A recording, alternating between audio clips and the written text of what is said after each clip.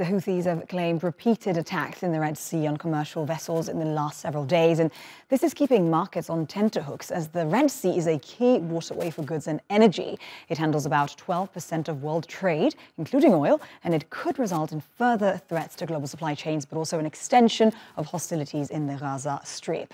All this is roiled energy markets. British Petroleum said it's pausing all shipments through the waterway, and Norwegian energy company Equinor said it's diverting all its vessels away from the region.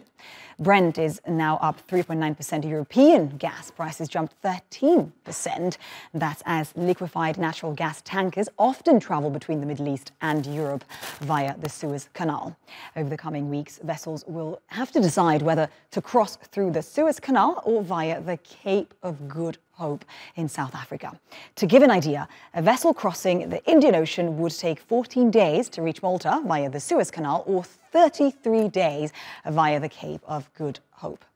Analysts also expect spillover effects on other commodities like coffee, soybeans, nickel and palm oil, as a big portion of the world's trade transits through this canal. Now, let's bring in Mike Ingram. He's Senior Market Strategist at Active Trades. Thank you very much for joining us. Mike, 14 days we've said versus 33, that's more than double. What sort of impact is this for energy markets, commodities markets as well? What do you expect?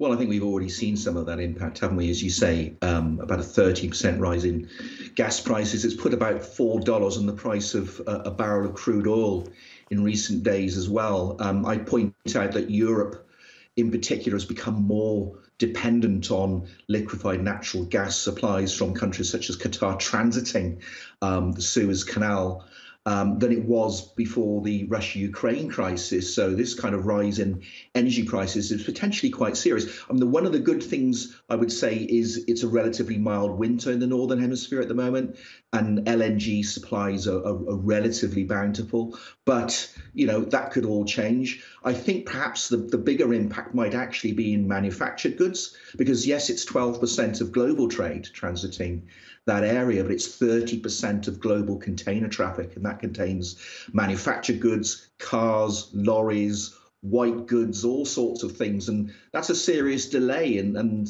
you know, if you're talking about 2 to 3 weeks, it's not only 2 to 3 weeks delay, it's millions of dollars in extra fuel costs in taking a 6,000-mile detour around the south of Africa. So yeah, it's pretty serious. I mean, let's see if this disruption is maintained. But as of right now, about 2/3 of all traffic transiting the Suez Canal and the Red Sea, that's been shut down completely.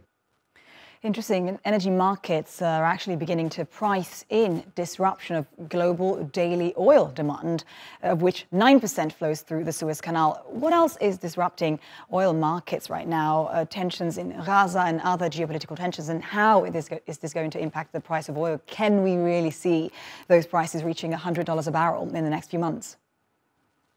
Well, I mean, there have been many analysts who've been pushing for $100 a barrel, and we haven't quite seen it yet. And actually, yes, energy prices have risen, but they've risen from a fairly lower base, as I've mentioned previously. You know, we are looking at a bit of a global slowdown next year. But in terms of the sort of the geopolitical setup, I think it's difficult to separate this development from the broader picture going on in Gaza. It's, you know, obviously the Yemenis Houthis are targeting, they say, shipping due to dock at Israel. One could take the view that that's a very popular thing within Yemen. Also, one might say, well, you know, Iran is perhaps a link in all of this as well. But yeah, I mean, this was the fear of the market. I mean, I think that, you know, we saw when these attacks started in October, you know, for instance, gold prices jumped at that point in time. That clearly signaled that there was a heightened geopolitical risk. The problem was that it was viewed as very much contained. But the pinch point, the pressure point was always this trade route, and that's now being targeted. So, you know, as I was saying, the geopolitical risk is obviously moving up another gear.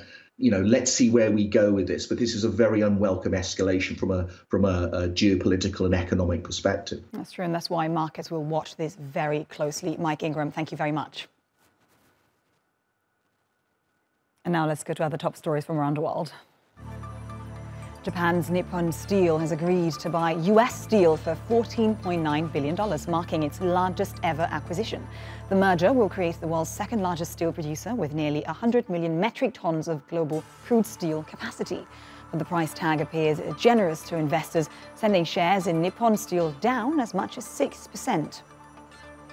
The Panamanian government has received a record $2.5 billion from the Panama Canal Authority this year.